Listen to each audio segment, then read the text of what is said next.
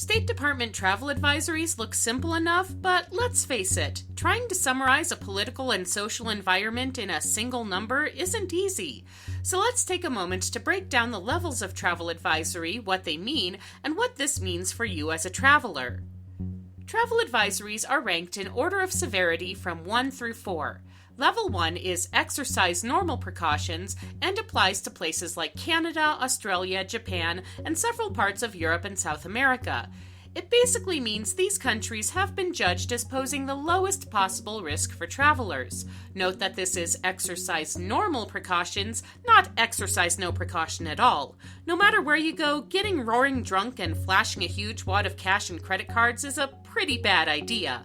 But with some basic common sense and preparation, you should be okay.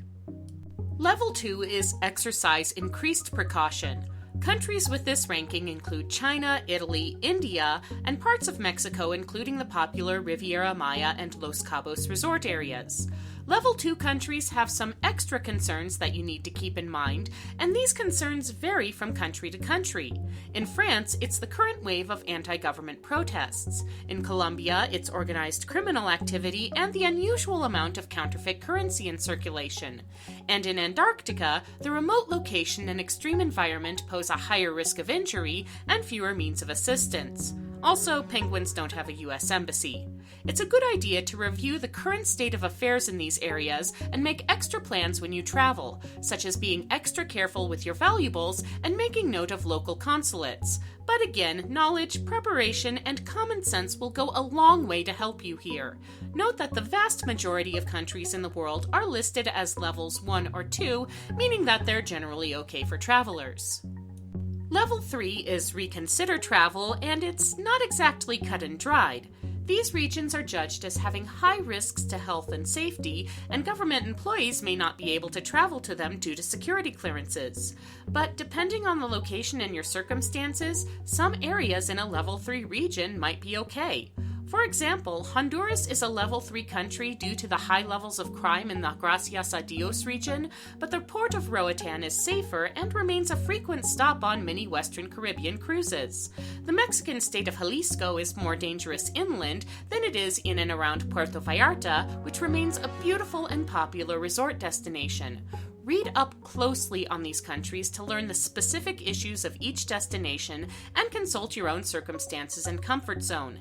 If you're not comfortable traveling to these areas or can't due to security clearances, there are plenty of alternatives for you. The final level, Level 4, is do not travel, and it means exactly that. These are regions with active war zones, extremely high criminal activity and violence, and/or hostile governments, Syria, Venezuela, North Korea, and the like. Embassy presence is limited or non-existent, meaning you will have little assistance available if problems arise. These are not places you're going for a relaxing vacation, period. Now that you have a general idea of what to expect, what can you do about it? First, work with a travel agent. Not only can we be a good sounding board for your feelings, agents have a duty to warn, which means it's our responsibility to keep you informed about your destination if you don't have reasonable access to that information already, say from a major news report. Second, sign up for the State Department's Smart Traveler Enrollment Program, or STEP. This is a free service that can keep you informed about your destination. You can also share your itinerary with local embassies, making it easier to reach out to you and your family in the event of an emergency. Third, use travel insurance. Your vacation is a significant investment of your time, money, and energy, and you will want to protect that should circumstances prevent you from enjoying all or part of your trip. So stay prepared, stay safe, and enjoy the journey. Hi everyone, it's Christy. Be sure to hit the like button and tell me what you think in the comments, and subscribe and ring the bell for more tips and tales from your friendly neighborhood travel advisor.